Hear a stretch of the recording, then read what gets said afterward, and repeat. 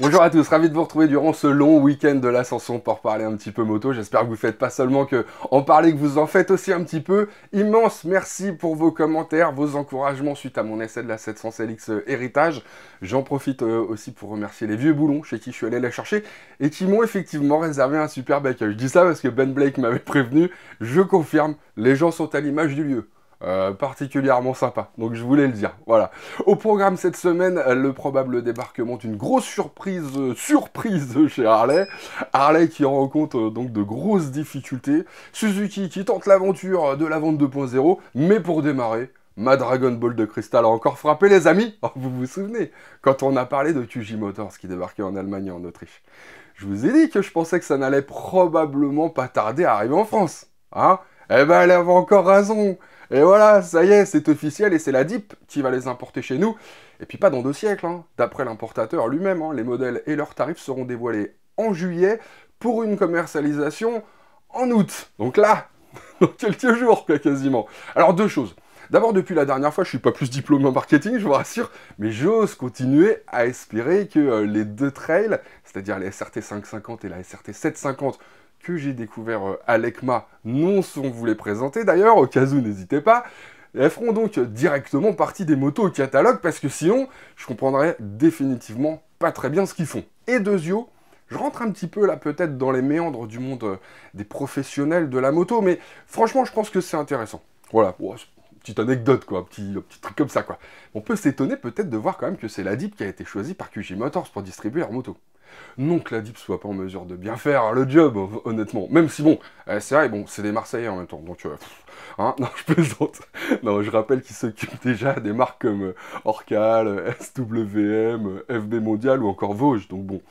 Non, pas parce qu'en plus je connais un petit peu les gens là-bas, certains, bref.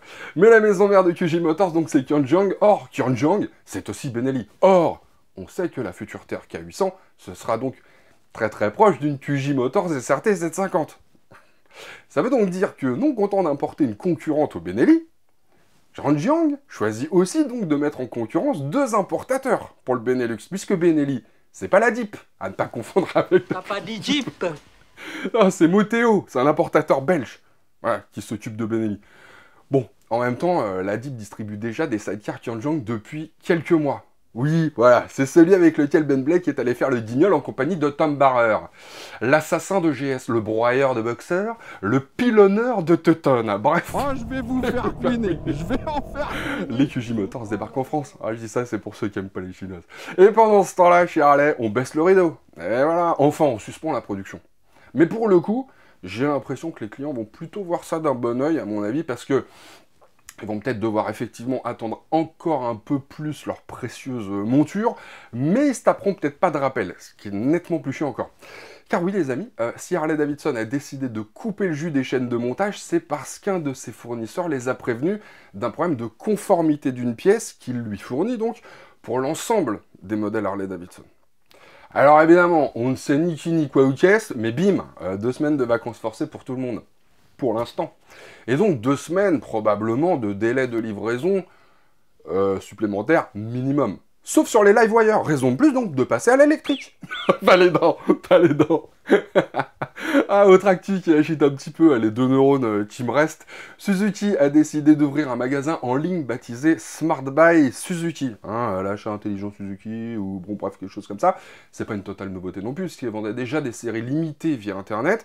Mais là donc c'est toute la gamme qui est dispo sur le web. Et quand je dis toute la gamme, c'est toute la gamme, c'est-à-dire des modèles traditionnels aux séries spéciales, en passant par des modèles qui sont même pas encore commercialisés, en fait. C'est-à-dire, bon, en fait, on peut précommander, voilà, directement sur le site, en plus d'acheter, vraiment.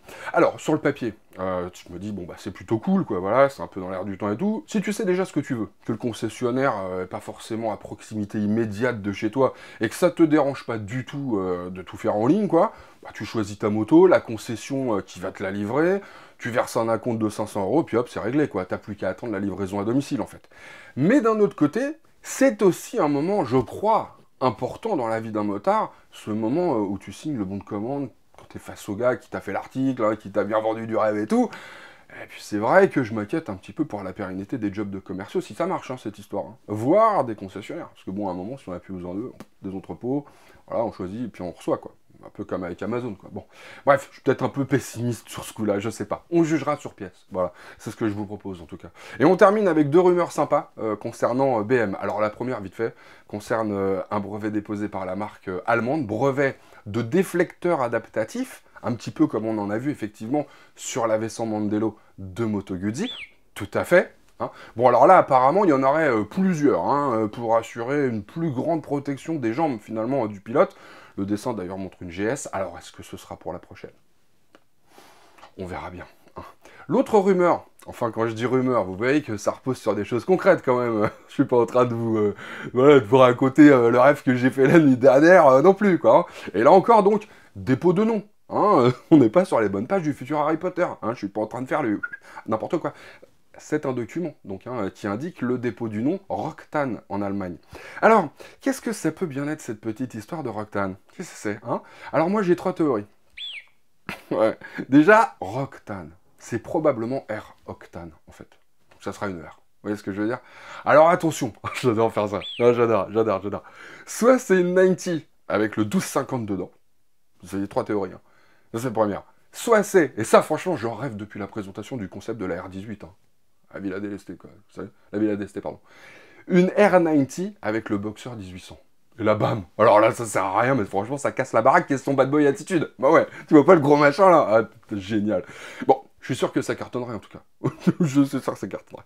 Soit, et là, attention, je vais encore péter YouTube. Voir tout Internet, là, soyons fous. Ah, si, attention, accrochez-vous, les amis. Soit, et alors là, bon, ce serait quand même des gros joueurs chez BMW, Octane.